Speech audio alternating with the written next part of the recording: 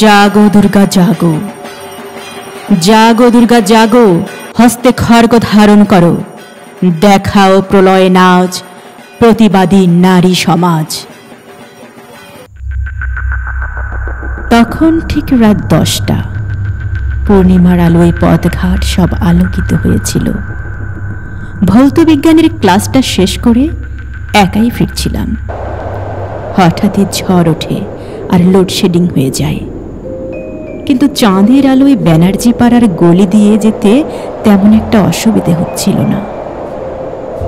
শহরের অর্ধেক মানুষ হয়তো ঘুমিয়ে পড়েছে।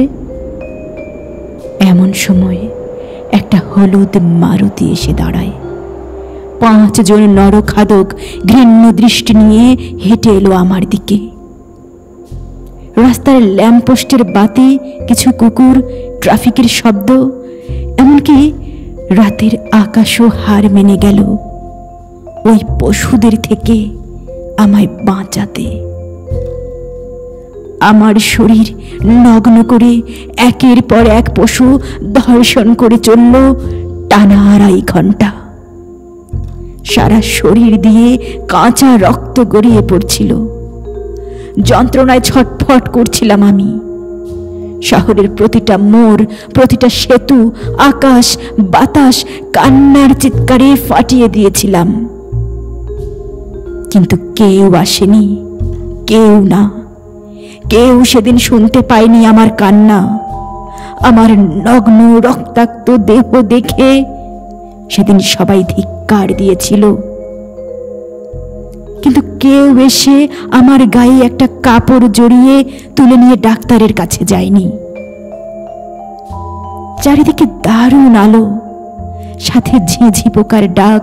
সারা রাত রাস্তায় পড়ে ছটফট করেছি।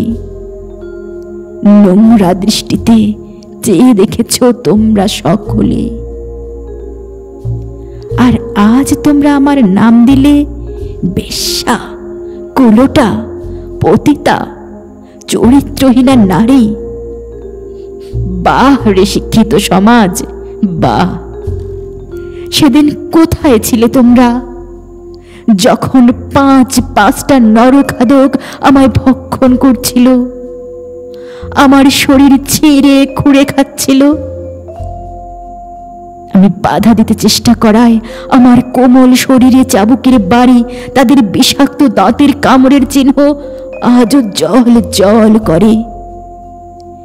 যখনই দেখি ক্রোধে ফেটে যায় বুক। সেদিন কোথায় ছিল তোমাদের সমাজ?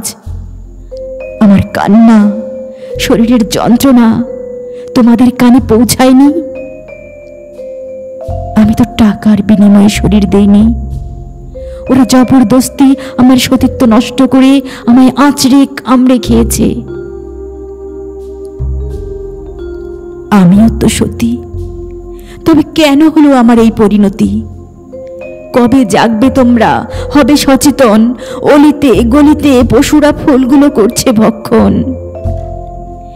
এক সুরে প্রতিবাদ মিছিল করো। বিকেল 5টায় পাড়ার মোড়ে হব জড়ো।